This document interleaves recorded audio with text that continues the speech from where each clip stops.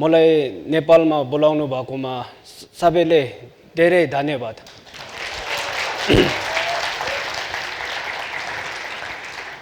Well, like all this speaker, I don't think I can give you the energy, but I will try to make sure I give you a double energy than them. Well, like every entrepreneur, we ecosystem builder also comes in a different form. So for me, I call myself a bodhisattva entrepreneur because in this socially responsible ecosystem where doing business and entrepreneur and then running your own business is not just about making this selfish profit, but at the same time is doing something good for the society and benefiting yourself as well. So that's why I call myself a bodhisattva entrepreneur, because Buddha teaches us to do good for others, and at the same time this karma will fall on us. And in another word, bodhisattva entrepreneur means a social entrepreneur. So before I go on to like how I started iHub, like I would like to share a brief story of my country, Bhutan. After the famous TED talk by my former Prime Minister, I don't think I have to highlight much about Bhutan, but to run you through Bhutan, we are just 700,000 plus people. We are being landlocked between two giant countries, India and China. And with these 700,000 people, Bhutan, we are living in a place covered by forest by 71%. And forest coverage is something that is mandatory from the constitution itself. So Bhutan has to remain forest covered by 70% throughout the times to come. And for a smaller population like Bhutan, and then this figure 10.6 is the huge youth unemployed figure that we have, and this is very concerning for a smaller and a developing country like mine. And the another thing is Bhutan is also known for a gross national happiness, and this was driven from our great king, the Great Fourth, and we measure gross national happiness over the gross domestic product. So our gross domestic product is less than, our GDP is less than $2 billion. I think some of you individually are more worth than this, our entire country's GDP. And Bhutan, being a small, we have four main jewels. So the main one are the hydropower, which generate electricity, and we do supply to India as well. And the other thing is Bhutan has been known for clean, green and green energy. And since Bhutan has been branded for a gross national happiness, Bhutan is popularly known for a tourist destination as well. And another thing is mining and agriculture sector, which really contributes to the economic development. And the last, the most important one, which is small and medium enterprises. This is the main jewel which add on and contribute to our economic development of the country. So this is where we entrepreneurs come in place and support in the economic development of our country. So this is the basic of what iHub does. So like any other incubation center all around the globe, we also provide the basic facilities and services to our budding entrepreneurs. So within 1 year after our establishment, these are some of the lessons that I've learned and some of the principles that we have adopted to build the ecosystem in this emerging market. So first and foremost thing is like we have to give our entrepreneur the ownership to take the lead and be the leader in the community, so that they can so that they can come in front as an act as a leader. They can have this sense of responsibility and to drive a sustainable entrepreneur ecosystem.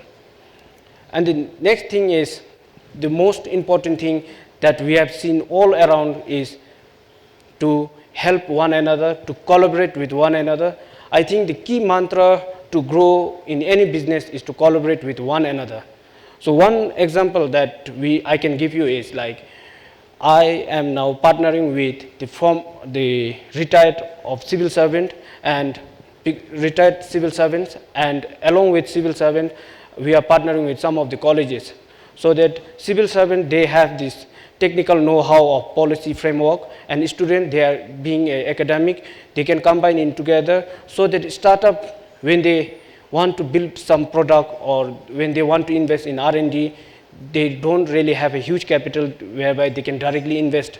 So that through this collaboration, we are bringing in academic and the retired civil servant together, so that they can work on our R&D, so that startup can build their prototype. And the next thing is we really have to, be equally with the entrepreneur. You just cannot be like a traditional economic where you have a boss on your head, and then boss dictates everything and you have to do everything. If you want to build a dynamic and a strong ecosystem, what I've learned is we have to be equally on the ground, working along with the entrepreneurs together, so that we can build a better ecosystem and we can better understand our entrepreneurs. And the next thing is, like, you have worked with various entrepreneurs, you have worked with various government officials, you have discovered some of the strength of your community. So you have to come up with a possible way of sharing your stories. You have to tell your authentic stories to the government, to the world. And for this one, what we have done is, like, we published an entrepreneur magazine very recently, launched on last December 17, or this month, December 17. We have launched our first magazine on entrepreneur, just to showcase the world that even Bhutan is not just a happy country with happy country, just a happy country, but also Bhutan can be a place of a knowledge hub. So we really wanted to reach out to the world as well. And then next thing is, like, once you have started, you have to be very patient, because you cannot expect a result overnight. Because I will touch upon more on this start and be patient on this slide, because within 1 year of my inception, we have been giving our services to this many startups. Within 1 year, we have given services to this many startups. Out of this, we have 6 startups in the market. They are able to gain employment. They are able to provide employment opportunities. They have gained traction, and some of them have even received funding from some of the foundations as well. But within 1 year, when I say we have incubated this many things, people feel that within short period of time we have achieved a lot. But no one really knows what is the pain that I have gone through to incubate all these people. So when I said, when you start, you have to be patient, I mean to say, to incubate all these companies, I had to sell off my own company's share to some of my neighbors. They were interested to buy our company's share, which I was not willing to sell at the first place. But seeing the passion of your entrepreneurs, you want to do something more for the community. You want to build a strong and vibrant community. So first thing was, I sold off my shares to the investor, and after that, things were not really picking up. Things were not going as per my plan. So I thought I should be giving up at that stage.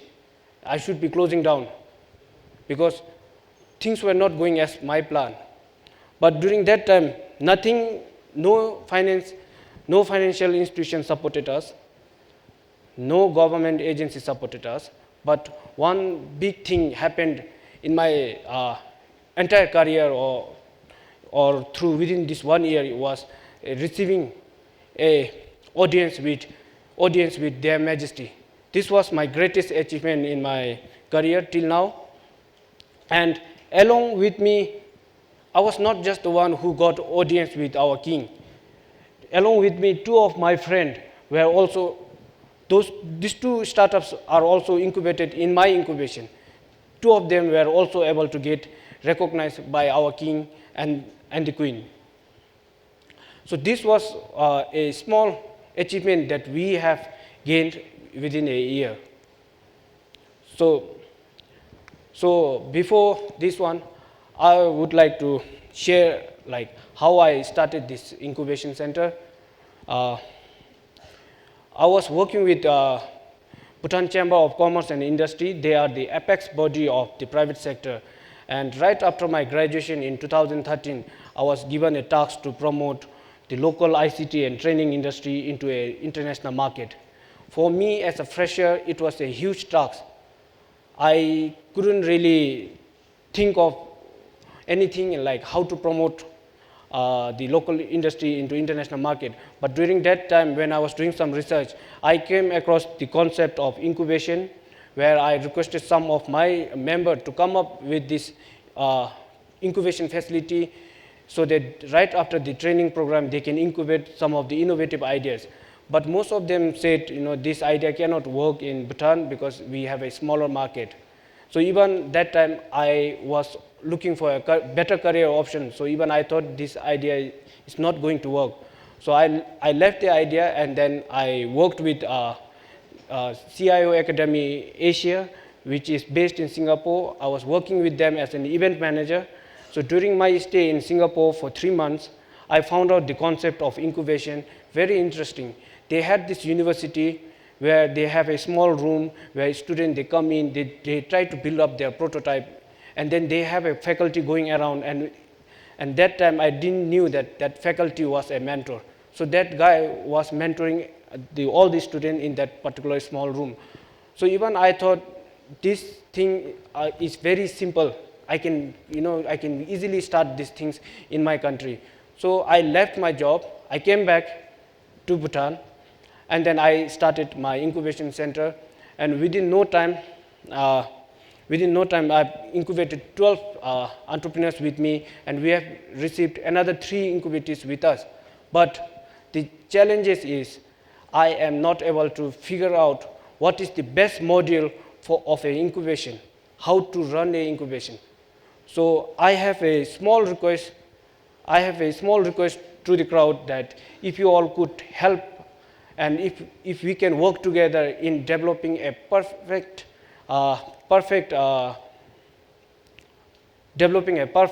program for incubation. Thank you and dhanyawad.